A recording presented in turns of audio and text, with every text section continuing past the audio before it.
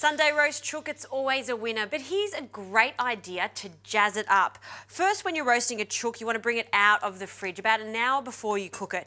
Bring it to room temperature and that'll ensure it cooks quite evenly and it doesn't dry out. Once I've removed it from the pack, I just like to dry it with some paper towel because that's going to help us get a gorgeous crispy skin.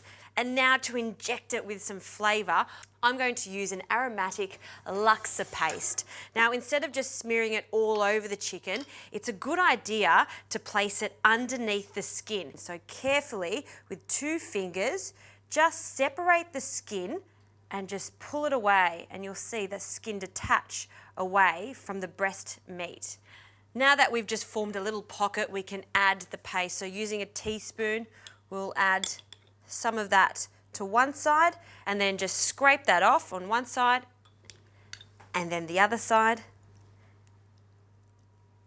And then with your hands, just spread that Laska paste all over the chicken breast. This is going to steam underneath the skin, giving that chicken breast loads of flavour.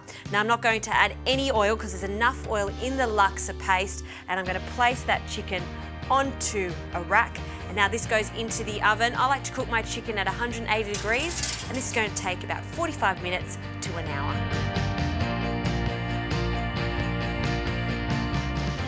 Oh, the chicken looks good.